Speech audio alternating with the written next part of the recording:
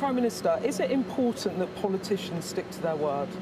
Yes, it is important that politicians stick to their word. They have to make decisions against a difficult backdrop. And we've obviously got big decisions to make in the budget that's coming in just a few days' time. So I've got your manifesto here. Will you keep your word not to increase taxes on working people? It's on page 21 in this document. Well, we made that commitment, and obviously we'll lay out our plans at the budget, which is just a few days away now, so you'll be able to see exactly what decisions we've made. Now, obviously, we make those decisions against a very difficult backdrop. We had the 2008 crash, where people haven't felt much better off since then. We then had austerity for a number of years, which destroyed our public services. We then had a botched Brexit deal, which damaged our economy, and then then COVID and the conflict in Ukraine. But we will make. It's very important that we take the right decisions for our country. I'm optimistic about the future of this country. I absolutely believe that this can be much better on living standards, on our public services, and on how people feel. You told me a year ago, days before the 2024 budget in Chogham, you said we made an absolute commitment that income tax wouldn't go up, national insurance wouldn't go up, their VAT, as in working people, wouldn't go up.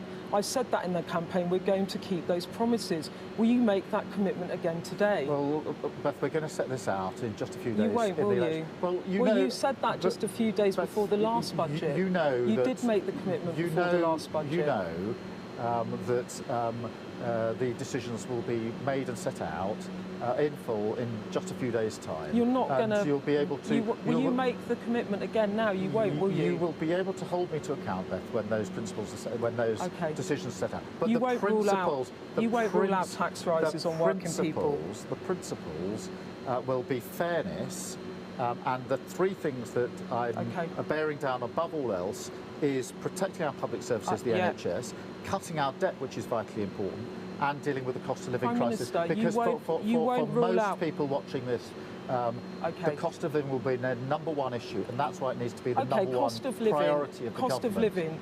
You won't rule out tax rises. You won't repeat your commitment not to raise taxes on working people. Freezing tax thresholds beyond 2028. All I've said is we will set out our plans It's going to hurt Wednesday. working people, isn't it? Freezing tax thresholds. Well, we're going to set out our plans on Wednesday. You will see them set out in full, and then you'll absolutely be rightly holding me to account for the decisions that we've made. Your Chancellor said in last year's budget, freezing the thresholds will hurt working people. She's right, isn't she? I'm not asking you about the budget, I'm just asking you if it would hurt working people. We are going to set out our decisions. We will have absolutely in mind that the cost of living is the number one issue for people across the country. And then we will make they'll be fully set out. During the election, you promised not to raise taxes on working people. You put it in your manifesto. We did. Before the budget last year in Chogham, I asked you this, you recommitted to that. I just want to say on record now, you are not recommitting to that today, are you? Well, it's only a matter of days now to the budget. We will set out our plans in that budget. I've set out what the principles are, and I can tell you, I mean, politics for me is about who do you have in your mind's eye. It's working people, and you're going to put their taxes up. I have in my mind's eye people who are struggling with cost of living, who can't necessarily make ends meet. And that's political. It's also personal.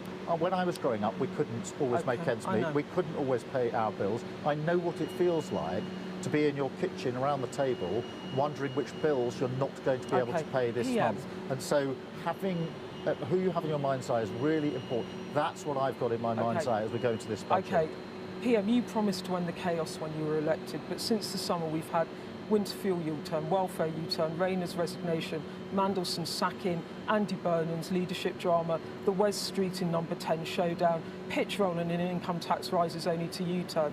You haven't ended chaos, you are the chaos. Look, every minute that we're not talking about the cost of living is a wasted minute. But this is chaos. But at the same time, we have delivered free childcare for children between 9 months and 4 years. That's a game changer for children when they're in their education, and for parents. Only yesterday we were rolling out the extension of free breakfast clubs. We're freezing prescription charges.